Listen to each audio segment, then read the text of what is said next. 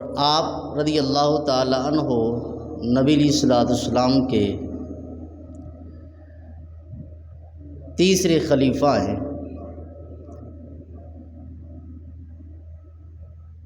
پیکر شرم و حیا، منبع جود و عطا، داماد مصطفیٰ، ہمراز مصطفیٰ، اخی مصطفیٰ، حضرت عثمان ذو النورین رضی اللہ تعالی عنہ۔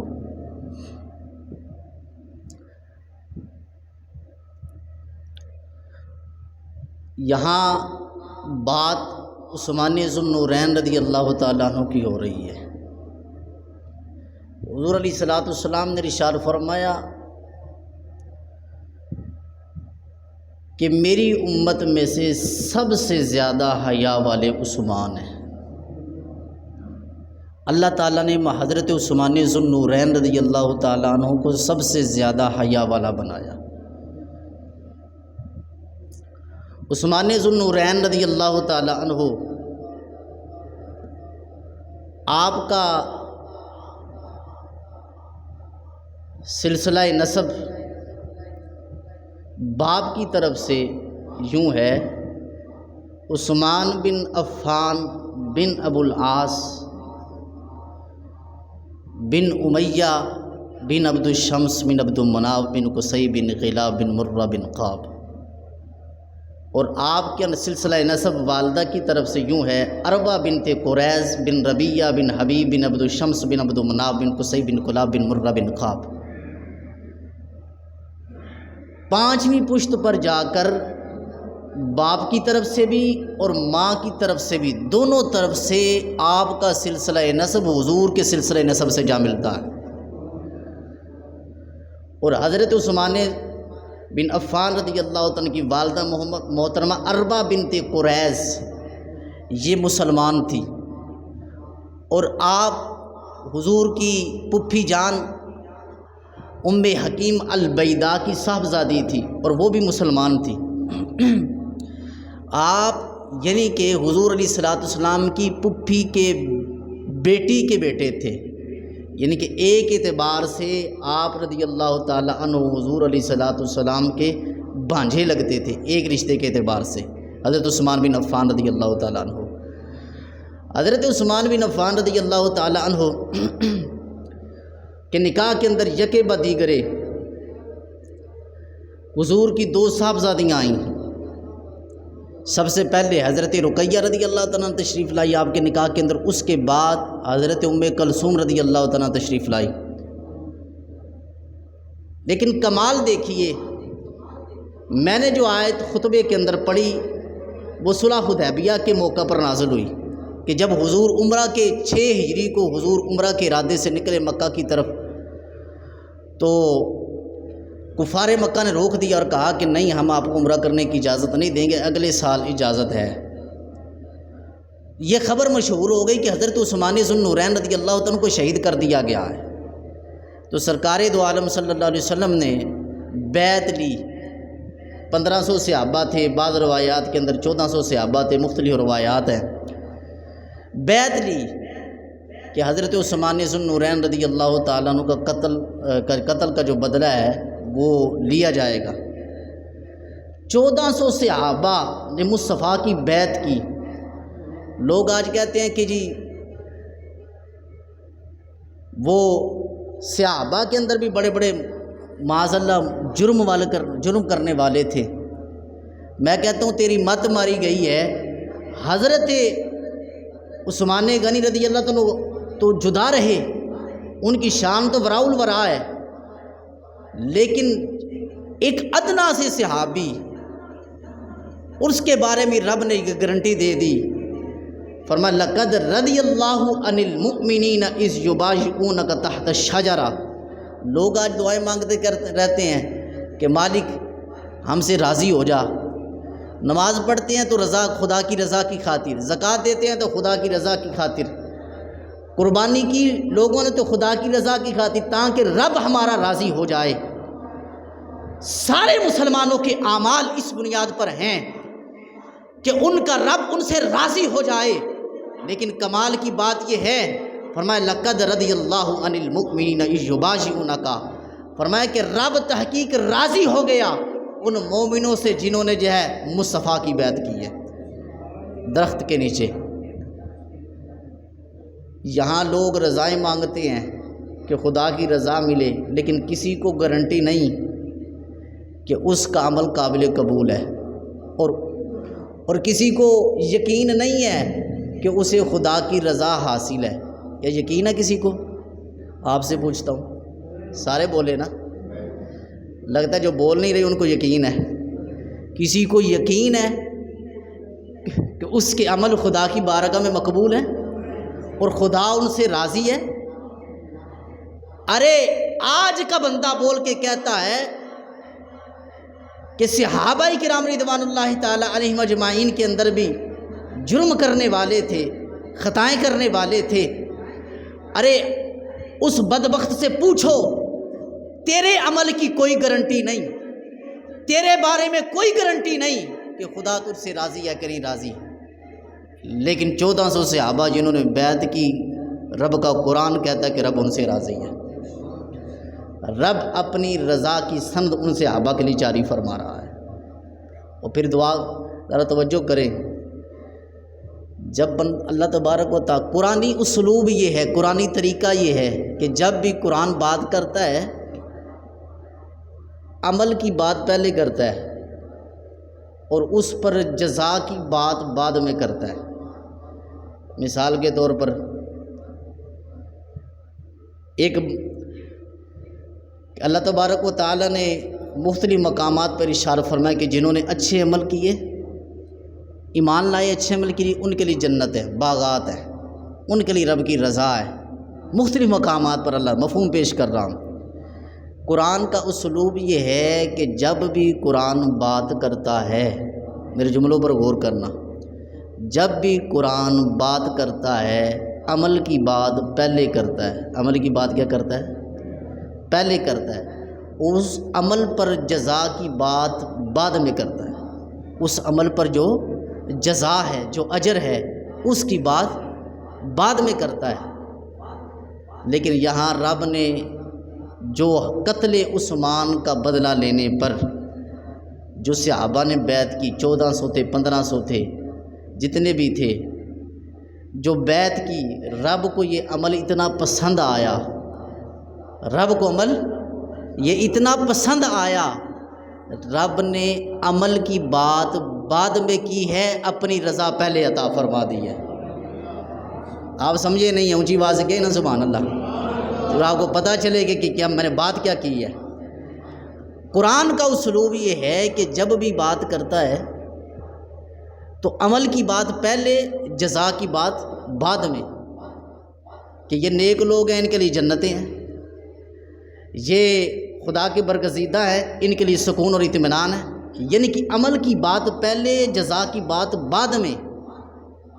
لیکن حضرت عثمان ذو النورین رضی اللہ تعالی عنہ کے قتل کا بدلہ لینے کے لیے حضور نے جو صحابہ سے بیعت لی، رب کو یہ عمل اتنا پسند آیا کہ رب نے عمل کی بات بعد میں کی ہے، پہلے فرمایا لقد رضی اللہ، اللہ راضی ہو گیا، اللہ راضی ہو گیا ان مومنوں سے کہ جنہوں نے تحت الشجرہ بیعت کی ہے درخت کے نیچے۔ اب حضرت عثمان ذو النورین رضی اللہ تعالی عنہ، لوگ کہتے ہیں کہ یہاں حضور نے جب بیعت لی تو عثمان ذو النورین، لوگ کہتے ہیں نبی کو علم ہوتا تو پھر بیعت کیوں لیتے؟ ذرا سمجھے مسئلہ اس بات کو۔ اگر نبی کو علم ہوتا کہ عثمان زندہ ہیں تو پھر بیعت کیوں لیتے قتل کا بدلہ لینے کی؟ بات سمجھ آ رہی ہے کہ نہیں آ رہی؟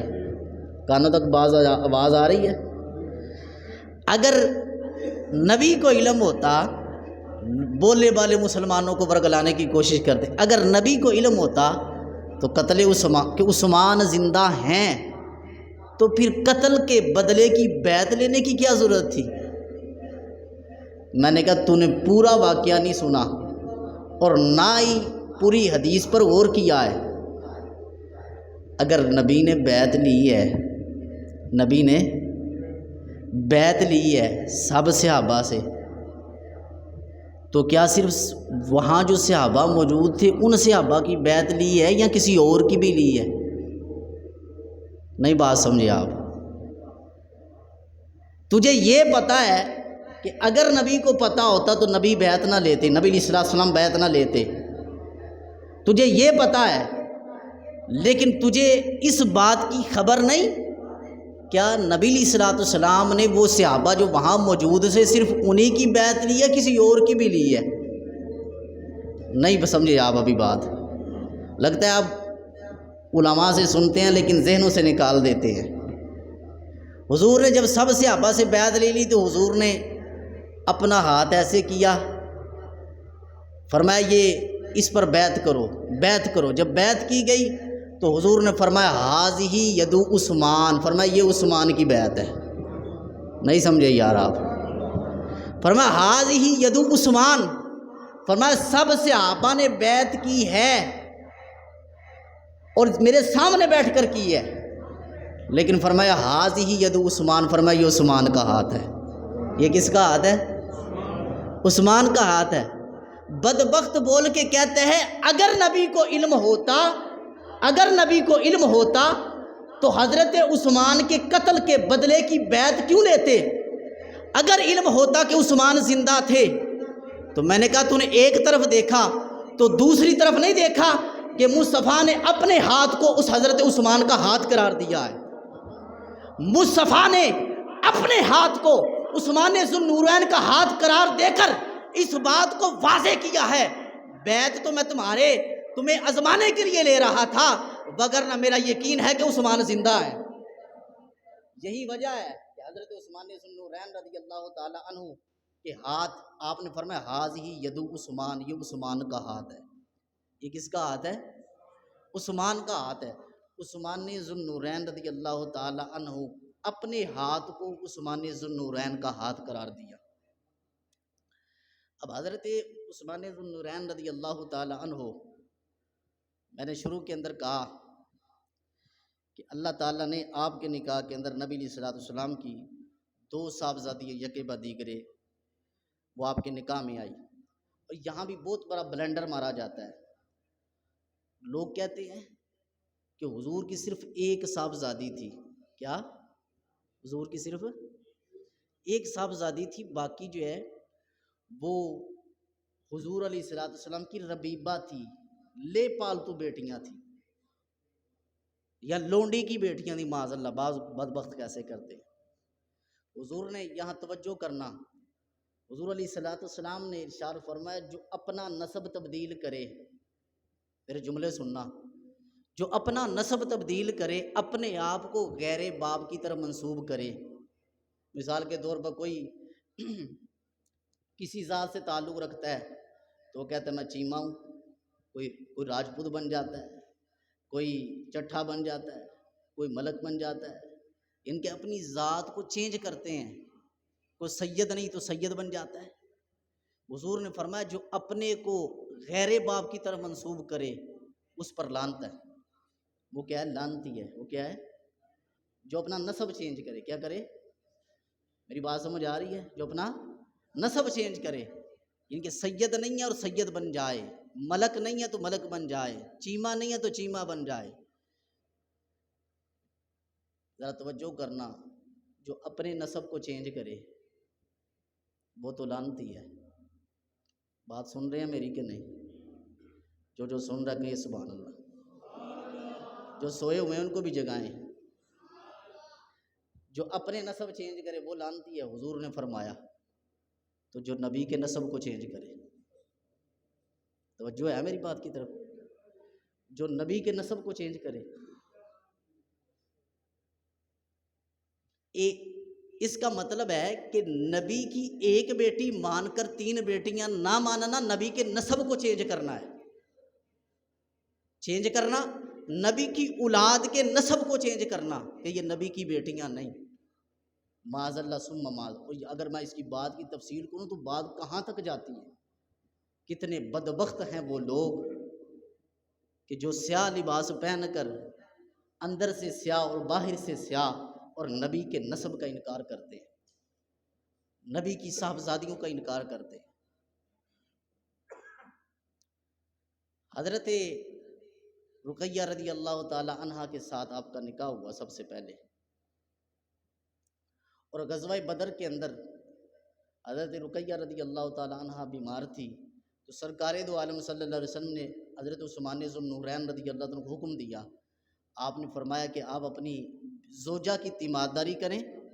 غزوہ بدر کے اندر آپ حاضر نہیں ہوئے جنگ کے لیے، کس لیے؟ اس وجہ سے کہ حضرت رقیہ رضی اللہ تعالیٰ عنہ بیمار تھی۔ ادھر غزوہ بدر کے اندر فتح نصیب ہوئی، ادھر جو حضرت رقیہ رضی اللہ عنہ کا وصال ہو گیا۔ تو حضرت عثمان ذو النورین رضی اللہ تعالی عنہ پریشان کہ حضور کے ساتھ جو نسبت تھی وہ ختم ہو گئی، حضور کے ساتھ جو تعلق تھا وہ رشتہ داری کا وہ ختم ہو گیا۔ سرکار دو عالم صلی اللہ علیہ وسلم ایک دن تشریف فرماتے مسجد کے دروازے کے پاس، فرمایا یا عثمان ھذا جبریل ان اخبرنی ان اللہ قد زوجک ام کلثوم بمثل صداق رقیہ مثل صحبتها۔ فرمایا کہ اے عثمان یہ جبریل آئے ہیں، اللہ تعالیٰ نے تمہارا نکاح میری بیٹی ام کلثوم سے کر دیا۔ آج بڑا فخر ہوتا ہے کہ فلاں مفتی صاحب، فلاں علامہ صاحب، کوئی بڑا مشہور عالم دین مفتی منیب الرحمان صاحب ہوں تو کہ میرا نکاح مفتی منیب الرحمان نے پڑھایا، میرا نکاح مفتی منیب الرحمان صاحب نے پڑھایا، فلاں عالم دین نے پڑھایا۔ بڑا فخر ہوتا ہے کہ میرے نکاح پر آئے اگر کوئی مشہور شخصیت ہو۔ تو یہاں بات کسی مفتی کی نہیں ہے، یہاں بات کسی صحابی کی نہیں ہے، یہاں بات اگر اللہ کے نبی کی ہوتی تو پھر بھی بڑی شانیں تھی۔ یہاں بات نبیوں کی نہیں ہے، نبیوں کے امام کی نہیں ہے، بلکہ ساری کائنات کو پیدا کرنے والے رب ذوالجلال کی بات ہے۔ فرمایا کہ اے عثمان تیرا نکاح، تیرا رشتہ، تیرا نکاح رب نے میری بیٹی ام کلثوم سے کر دیا ہے۔ تو یہاں نکاح کرنے والا، کروانے والا کوئی عام ذات نہیں ہے، بلکہ ساری کائنات کی مالک رب ذوالجلال کی ذات ہے۔ اب یہاں یہی وجہ ہے کہ حضرت عثمان ذو النورین رضی اللہ تعالی عنہ کو ذو النورین کہا جاتا تھا کہ دو نوروں والا۔ کیا؟ دو نوروں والا۔ اچھا عثمان ذو النورین کو ذو النورین کہنے سے شرک ہو گیا؟ بولیں سارے، ذو النورین کا کیا مطلب ہے؟ سارے بولیں، سارے بولیں، شرک ہو گیا؟ اچھا عثمان ذو النورین کو نوروں والا کہنے سے شرک نہیں ہوا؟ صحابہ بھی کہتے تھے، کیا کہتے تھے؟ صحابہ بھی کہتے تھے نا، وہ وہاں سے لقب ہمیں پہنچا نا، وہاں سے پہنچا یہاں تک، کیا؟ ذو النورین، کیا؟ دو نوروں والا۔ اچھا اور کس وجہ سے کہتے تھے؟ کہ حضور کی دونوں صاحبزادیاں یکے بعد دیگرے آپ کے نکاح کے اندر تھی، آپ کے نکاح کے اندر تھی۔ حضور کی صاحبزادی جس کے نکاح میں آئے وہ تو نور والا بن جائے، سمجھے نہیں آپ بات؟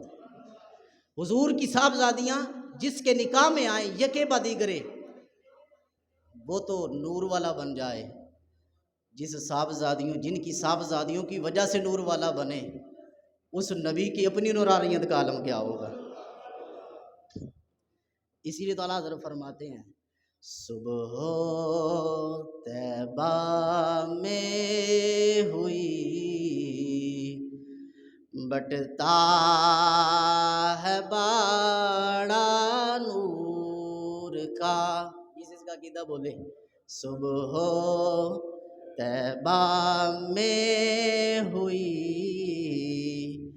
بٹتا ہے باڑا نور کا، صدقہ لینے نور کا آیا ہے تارا، نور کی سرکار سے پایا دوشالہ نور کا، نور کی سرکار سے پایا دوشالہ نور کا، ہو مبارک تم کو ذوالنورین جوڑا، ہو مبارک تم کو ذوالنورین جوڑا، اور تیری نسل پاک میں ہے بچا بچا نور کا، جس کا عقیدہ وہ بولے تیری نسل پاک میں ہے بچا بچا نور کا، تو ہے نور تیرا سب، تو ہے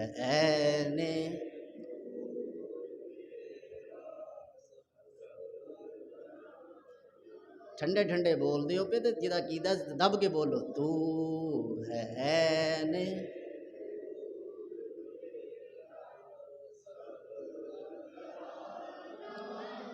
تو ہے نے نور تیرا سب گرانا نور کا۔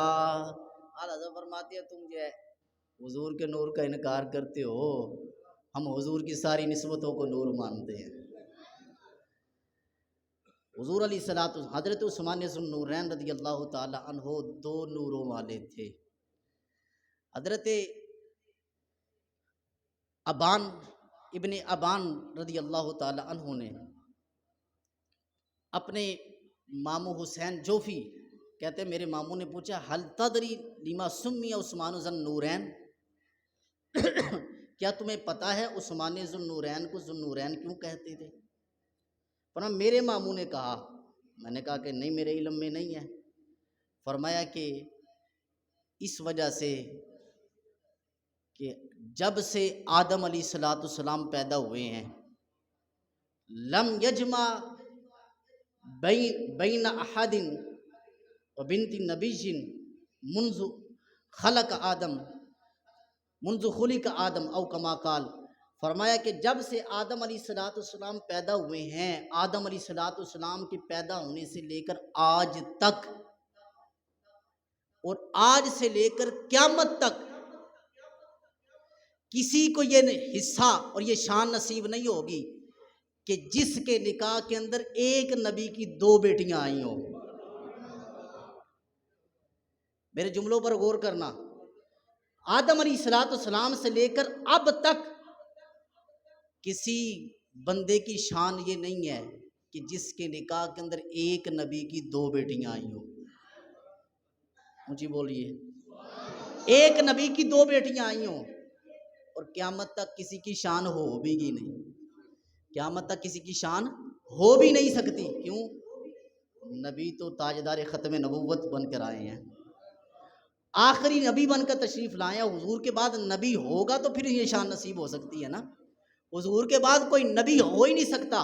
فرمایا آدم علیہ السلام سے لے کر اب تک اور اب سے لے کر قیامت تک نہ کسی کی شان یہ ہے اور نہ قیامت تک کسی کی شان ہو سکتی ہے کہ جس کے نکاح کے اندر ایک نبی کی دو صاحبزادیاں آئی ہوں۔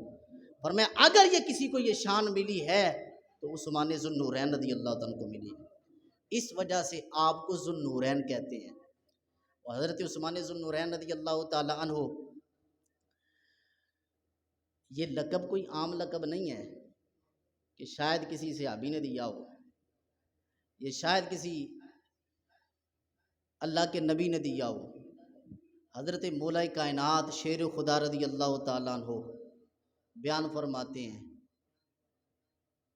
اب یا توجہ کریں جو ناراضگیاں بنائے بیٹھے ہیں، لوگ محبت علی کا نام لے کر بغض عثمان پھیلانا چاہتے ہیں، محبت علی کے پس پشت وہ بغض عمر پھیلانا چاہتے ہیں، محبت اہل بیت کے پس پردہ وہ بغض صدیق پھیلانا چاہتے ہیں۔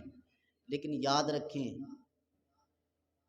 کہ جو ان تینوں سے محبت کرتا ہو، ابو بکر، عمر و عثمان سے، مولا کائنات سے محبت کرتا ہو نہ کرتا ہو، وہ بھی منافق، وہ بھی کیا؟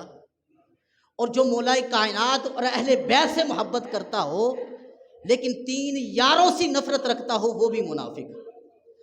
الغرض جو حب اہل بیت کا نام لے کر کسی بھی صحابی کی نفرت اگلتا ہو اور ان کے بارے میں زہر اگلتا ہو، وہ پکا اسلام کے اندر منافق ہے۔ اس کا ایمان، لوگ کہتے ہیں جی صحابی، سب صحابی کا ایمان ہے، سارے صحابی مومن ہم مانتے ہیں، لیکن یہ نہیں نہ کہہ سکتے کون کون بندہ صحابی ہے، کون کون بندہ صحابی ہے، یہ ثابت کرو کہ کون کون بندہ صحابی ہے۔ میں نے کہا کہ بات اگر یہ ہے تو پھر تو اپنا سلسلہ نسب ثابت کر۔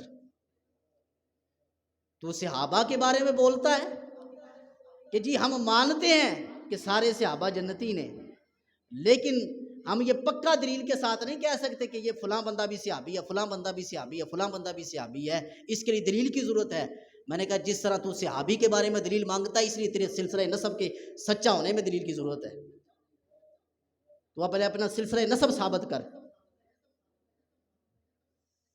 لوگ صحابہ کے بارے میں زبان کھولتے ہیں لیکن ان کو ذرا برابر پرواہ نہیں ہوتی اور توجہ نہیں کرتے کہ یار ہم کس کے بارے میں زبان کھول رہے ہیں۔ حضرت عثمان ذو النورین، حضرت مولا کائنات شیر خدا رضی اللہ تعالیٰ عنہ اولیاء کے سردار ہیں۔ آپ فرماتے ہیں ذاک امرؤ یدعی فی الملأ الاعلی ذو النورین، آپ فرماتے ہیں کہ تمہیں پتہ ہے کہ عثمان ذو النورین کو ذو النورین کیوں کہتے ہیں؟ کیا یہ لقب کسی عام بندے نے دیا ہے آپ کو، یا کسی ولی نے دیا ہے، یا کسی صحابی نے دیا ہے، یا کسی نبی نے دیا ہے؟ نہیں، فرمایا کہ ذاک امرؤ یدعی فی الملأ الاعلی ذو النورین، فرمایا کہ یہ لقب اللہ تعالیٰ نے خود جو ہے عثمان ذو النورین کے لیے نازل فرمایا ہے۔ عرش بری سے نازل کیا گیا یہ لقب، صرف دنیا کے اندر نہیں، آسمانوں پر بھی عثمان ذو النورین کو ذو النورین کے لقب سے یاد کیا جاتا ہے کہ یہ دو نوروں والے ہیں۔ اور حضرت عثمان ذو النورین رضی اللہ تعالی عنہ دو نوروں والے، یہ آپ کی شان ہے۔ اب نسبت کیا ہے اور الفت کتنی ہے سرکار کو اپنے اس صحابی سے، اور خلیفہ سیوم ہے اب حضرت عثمان ذو النورین رضی اللہ تعالیٰ عنہ، اور الفت کتنی ہے، پیار کتنا ہے۔ اگر کوئی کسی کو اپنی ایک بیٹی دے تو کس وجہ سے دیتا ہے؟ کہ وہ اس کو عزت والا سمجھتا ہے تو پھر اپنی بیٹی دیتا ہے۔ بات سمجھ آ رہی؟ ایسے نہیں ہو سکتا کہ بندے کے نزدیک کوئی بندہ عزت والا نہ ہو تو اسے اپنی بیٹی دے دے، ایسے ہو سکتا ہے؟ آپ بولتے نہیں آپ یار، ایسے کہ بندے کے نزدیک اگر کسی کی عزت ہی نہیں ہے وہ کسی کو بیٹی کیسے دے سکتا ہے؟ کسی کو عزت والا سمجھ کر، عزت والا خیال کر پھر جو ہے وہ بیٹی دیتا ہے اپنی۔ اگر ایک بیٹی بھی دے تو پھر اس کی قدر ہو جاتی ہے اس کے ہاں کہ جس نے اپنی صاحبزادی دی ہے۔ لوگ کہتے ہیں کہ جی ٹھیک ہے لیکن بیٹی دی ہے، صاحبزادی دی ہے، لیکن پھر بھی جو ہے وہ اہل بیت کے خلاف تھے، وہ حضور کے مقرب نہیں تھے۔ اچھا ایک بیٹی دی ہے، اچھا بھی دوسری بھی دی ہے، ایک بیٹی دی ہے پھر دوسری بھی دی ہے، اس سے پتہ چلتا ہے مصطفیٰ کو یقین ہے کہ عثمان جیسا کوئی نہیں ہے، عثمان جیسا عزت والا، عثمان جیسا شرافت والا، عثمان جیسا حیا والا کوئی نہیں ہے۔ یہی وجہ ہے کہ مصطفیٰ نے دوسری صاحبزادی بھی دی، یا صرف دو کی بات ہوتی تو پھر میں یہاں چپ کر جاتا۔ حضرت عبداللہ بن عباس رضی اللہ تعالیٰ ارشاد فرماتے ہیں، حضور نے فرمایا کہ لو ان لی 40 بنتن زوجتک واحدۃ بعد واحدۃ حتی لا یبقى منہن شیء۔ فرمایا عثمان ایک دن پریشان تھے، فرمایا عثمان پریشان ہونے کی کوئی بات نہیں، اے عثمان اگر میری 40 بیٹیاں بھی ہوتی، اگر میری 40 بیٹیاں بھی ہوتی تو اے عثمان ایک کے بعد ایک کر کر تیرے نکاح میں دیتا رہتا، یہاں تک کہ کوئی صاحبزادی نہ رہتی۔ اور دوسری روایت کے اندر جو ہے فرمایا لو ان عندي 100 بنت تموت واحدۃ بعد واحدۃ زوجتکھا، فرمایا کہ اے عثمان اگر میری 100 صاحبزادیاں بھی ہوتی، کتنی؟ سارے بولے۔ اب ذرا تصور کریں، ایک بیٹی دے کر اس لیے دی جاتی ہے کہ وہ بندہ عزت والا ہے، 2 دی جائے تو اس سے پتہ چلتا ہے کہ وہ زیادہ اعتماد ہے، اور اگر 40 کی بات کر رہا ہے تو پتہ ہے اور زیادہ اعتماد ہے، اور اگر 100 کی بات کر رہا ہے تو پھر تو بندہ تصور ہی نہیں کر سکتا کتنا اعتماد ہے مصطفیٰ کو عثمان پر، پھر تصور ہی نہیں کر سکتا کہ مصطفیٰ کو اپنے عثمان پر کتنا اعتماد ہے، اور پھر بندہ تصور بھی نہیں کر سکتا کہ عثمان ذو النورین کا رب مصطفیٰ کی بارگاہ میں مقام کتنا ہے۔ اگر حضور کی بارگاہ میں مقام ہے تو پھر پتہ چلا کہ رب کی بارگاہ میں بھی مقام بڑا ہے۔ اور میں اگر میری 100 صاحبزادیاں بھی ہوتی تو یکے بعد دیگرے ایک کے بعد ایک کر کے اے عثمان میں تیرے نکاح میں دیتا رہتا۔ اتنا مقام اور اتنی عزت جو ہے حضرت عثمان ذو النورین رضی اللہ تعالیٰ عنہ کو مصطفیٰ کی بارگاہ میں حاصل تھی۔ اور حضرت عثمان ذو النورین رضی اللہ تعالیٰ عنہ سب سے زیادہ حیا والے تھے امت میں سے۔ یہی وجہ ہے کہ حضرت عثمان ذو النورین رضی اللہ تعالیٰ عنہ کے نکاح کے اندر سرکار دو عالم صلی اللہ علیہ وسلم نے اپنی 2 صاحبزادیاں وہ نکاح میں دی۔ حضرت عثمان ذو النورین رضی اللہ تعالیٰ عنہ کتنی زیادہ حیا والے تھے، حضرت عائشہ صدیقہ رضی اللہ تعالیٰ عنہ ارشاد فرماتی ہیں کہ حضور علیہ الصلوۃ والسلام نے ایک دن تشریف فرما تھے، جالس رسول اللہ صلی اللہ علیہ وسلم، کان رسول اللہ صلی اللہ علیہ وسلم مدتجیا کاشفا عن ساقیہ، کہ حضور علیہ الصلوۃ والسلام ایسے لیٹے ہوئے تھے اپنے کمرے کے اندر، اپنے حجرے کے اندر، گدی کے بل، اور پنڈلیوں سے کپڑا اٹھا ہوا تھا۔ حضرت ابوبکر صدیق رضی اللہ تعالیٰ تشریف لائے، اجازت دی گئی، حضرت ابوبکر صدیق رضی اللہ تعالیٰ عنہ گفتگو کی، تشریف لے گئے۔ پھر حضرت عمر بن خطاب رضی اللہ تعالیٰ عنہ تشریف لائے، اسی طرح آرام لیٹے رہے اور پنڈلیوں سے کپڑا اٹھا ہوا ہے، گفتگو کی، حضرت عمر بن خطاب چلے گئے۔ پھر حضرت عثمان ذو النورین رضی اللہ تعالیٰ تشریف لائے، فجالس رسول اللہ صلی اللہ علیہ وسلم وصوّ ثیابہ، حضور اٹھ کر بیٹھ گئے، اٹھ کر بیٹھ گئے، بیٹھ کر جو کپڑا اٹھا ہوا تھا پنڈلیوں پر، حیا کی بات کر رہا ہوں، کپڑا نیچے کر لیا، کپڑا نیچے۔ آج تو حیا ختم ہو گئی ہے نا، پہلے حیا یہ ہوتی تھی کہ والد گھر کے اندر آیا، بھائی گھر کے اندر آیا تو عورتوں کے سر پر دوپٹے آ جاتے تھے۔ آج تو حیا ختم ہو گئی کہ والد بھی گزر رہا ہے، بھائی بھی گزر رہا ہے تو عورتوں کے دوپٹے گلوں پر موجود ہیں، اور اسی طرح جو ہے وہ بغیر دوپٹے کے باپ سے بات کر رہی ہیں، بھائی سے بات کر رہی ہیں، شرم کا جو مادہ ہے وہ ختم ہو چکا ہے۔ حضرت عثمان ذو النورین رضی اللہ تعالیٰ عنہ تشریف لائے، حضور نے اپنے اٹھ کر بیٹھ گئے، کپڑوں کو سیدھا کیا۔ جب حضرت عثمان ذو النورین چلے گئے، حضرت عائشہ صدیقہ رضی اللہ تعالیٰ عنہ ارشاد فرماتی ہیں، میں نے عرض کی یا رسول اللہ صلی اللہ علیہ وسلم، ابو بکر صدیق آئے، گفتگو کی، فلم تحتش ولم تبالی، آپ اسی طرح آرام فرما تھے اور اسی طرح بیٹھے رہے، آپ نے کوئی ایک اضطرابی کیفیت پیدا نہیں ہوئی۔ وہ چلے گئے، عمر بن خطاب تشریف لائے، فلم تحتش ولم تبالی، یا رسول اللہ آپ نے توجہ نہیں کی، اسی حالت کے اندر تشریف فرما رہے۔ لیکن یا رسول اللہ بات بڑی عجیب ہے، جب عثمان ذو النورین آئے فجلس وسویت ثیابک یا رسول اللہ، جب عثمان تشریف لائے آپ اٹھ کر بیٹھ گئے اور بیٹھ کر اپنے کپڑوں کو سیدھا کیا، یا رسول اللہ صلی اللہ علیہ وسلم یہ کیا معاملہ ہے؟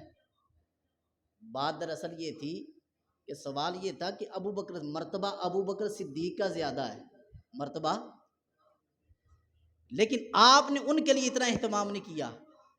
مرتبہ عمر بن خطاب کا زیادہ ہے، آپ نے ان کے لیے اتنا اہتمام نہیں کیا۔ لیکن عثمان ذو النورین رضی اللہ تعالیٰ آئے ہیں تو آپ اٹھ کر تشریف فرما ہوئے ہیں، کپڑوں کو سیدھا کیا ہے۔ یا رسول اللہ صلی اللہ علیہ وسلم اس کے اندر کیا راز ہے کہ آپ نے ان کے لیے اتنا اہتمام کیا؟ تو حضرت عائشہ صدیقہ رضی اللہ تعالیٰ عنہ کے پوچھنے پر سرکار دو عالم صلی اللہ علیہ وسلم نے ارشاد فرمایا، الا استحی من رجل تستحی منہ الملائکہ، عائشہ میں اس بندے سے حیا کیوں نہ کروں جس سے رب کے فرشتے بھی حیا کرتے ہیں، جس سے رب کے فرشتے بھی حیا کرتے ہیں۔ ایک بندہ ہے کہ صرف انسان حیا کرے، حضرت عثمان ذو النورین رضی اللہ تعالیٰ تو وہ ہستی ہیں کہ رب کے نورانی فرشتے بھی جو ہے حضرت عثمان ذو النورین سے حیا کرنے والے۔ محبوب علیہ الصلوۃ والسلام اس بات کو واضح کرنا چاہتے تھے کہ میرا عثمان بڑی حیا والا ہے، اور کتنی حیا ہے کہ حضرت عثمان ذو النورین کی حیا کی پاس مصطفیٰ بھی کرتے تھے۔ سمجھے نہیں بات؟ حضرت عثمان ذو النورین کی حیا کی پاس مصطفیٰ بھی کرتے تھے۔ یہی وجہ ہے ابو بکر آئے، عمر بن خطاب آئے، اسی حالت کے اندر تشریف فرما ہوئے، لیکن جب عثمان ذو النورین تشریف لائے تو حضرت عثمان امام الانبیاء صلی اللہ علیہ وسلم نے اپنی حالت کو چینج کیا اور فوراً جو اہتمام کیا۔ تو حضرت عثمان ذو النورین رضی اللہ تعالیٰ امت میں سے سب سے زیادہ حیا والے تھے۔ ایک دن حضرت مولا کائنات شیر خدا رضی اللہ تعالیٰ نے سوال کر دیا، عرض کی یا رسول اللہ صلی اللہ علیہ وسلم اول من یحاسب یوم القیامہ، یا رسول اللہ صلی اللہ علیہ وسلم قیامت کے دن سب سے پہلے سوال کس سے کیا جائے گا؟ فرمایا ابو بکر۔ میں سب سے پہلے سوال ابو بکر صدیق سے کیا جائے گا۔ عرض کی یا رسول اللہ صلی اللہ علیہ وسلم ثم من، یا رسول اللہ پھر کس سے کیا جائے گا؟ فرمایا ثم عمر، پھر عمر بن خطاب سے کیا جائے گا۔ عرض کی یا رسول اللہ صلی اللہ علیہ وسلم ثم من، پھر کس سے کیا جائے گا؟ کہا پھر علی سے کیا جائے گا۔ وہ راوی کہتے ہیں حضرت مولا کائنات شیر خدا رضی اللہ تعالیٰ عنہ کہتے ہیں میں نے پوچھا یا رسول اللہ صلی اللہ علیہ وسلم این عثمان، یا رسول اللہ عثمان کہاں گئے؟ نہیں بات سمجھ آئی آپ کو؟ ترتیب دیکھیں، پہلے پوچھا کس سے سوال کیا جائے گا، فرمایا ابو بکر سے، پوچھا پھر کس سے؟ اور اس کا یہ مطلب نہیں ہے کہ جیسے ہم لوگ نکمے لوگوں سے سوال ہوگا ان سے سوال ہوگا، نہیں، ان کو تو وہ چلیں گے تو بغیر کھڑا کی ان کو گزار دیا جائے گا، ان کو حساب کے لیے پیش نہیں کیا جائے گا، صرف رب کی بارگاہ رب کے دیدار کے لیے پیش کیا جائے گا۔ کہا پھر کس کا؟ فرمایا عمر بن خطاب کا سوال ہوگا، ان سے سوال کیا جائے گا۔ تو حضرت مولا کائنات نے جب تیسری مرتبہ کہا کہ پھر کس کا؟ فرمایا علی۔ تو حضرت مولا کائنات بولے این عثمان، یا رسول اللہ عثمان کہاں گئے؟ بات سمجھے ہیں کہ نہیں سمجھے؟ جو لوگ کہتے ہیں علی کا پہلا نمبر، دمادم مست کلندر، دمادم مست کلندر، علی دا پہلا نمبر، یہ ان لوگوں کے لیے ہے۔ مولا کائنات بھی بتا رہے ہیں کہ دمادم مست کلندر علی دا پہلا نمبر نہیں، دمادم مست کلندر علی ابو بکر دا پہلا نمبر، عمر دا دوجا نمبر، عثمان دا تیجا نمبر، پھر جا کے چوتھا نمبر مولا کائنات کا۔ حضرت این عثمان، عثمان کہاں گئے؟ تو سرکار دو عالم صلی اللہ علیہ وسلم نے ارشاد فرمایا کہ میں نے کچھ سوال کیا تھا عثمان ذو النورین سے خفیہ طور پر دین کی خاطر، تو خفیہ طور پر عثمان ذو النورین نے اس کی مدد کی، میری مدد کی دین کے بارے میں۔ تو میں نے اپنے رب سے عرض کی مالک عثمان رجل ذو حیاء اللہ یقف للحسابی، اے مالک میرا عثمان بڑی حیا والا ہے، میرا عثمان بڑی شرم و حیا والا ہے، اے مالک قیامت کا روز ہوگا تو اس کو حساب کے لیے کھڑا بھی نہیں کرنا، اس کو بغیر حساب کے گزار دینا، میرا عثمان بڑی حیا والا ہے۔ اس لیے قیامت کے دن جب میدان لگے اور حساب کے لیے ترازو لگے تو مالک و مولا میرا عثمان اتنی حیا والا ہے کہ تیرے دیدار کے لیے بھی کھڑا نہیں ہو سکے گا، تو بغیر حساب کے اس کو گزار دینا۔ تو اس وجہ سے میں نے عثمان ذو النورین رضی اللہ عنہ کا نام نہیں لیا۔ میری دعا ہے کہ خلاق کے کائنات کے اللہ جلالہ ہم سب کو قرآن و سنت کا فہم عطا فرمائے۔ وما علیہ الا البلاغ۔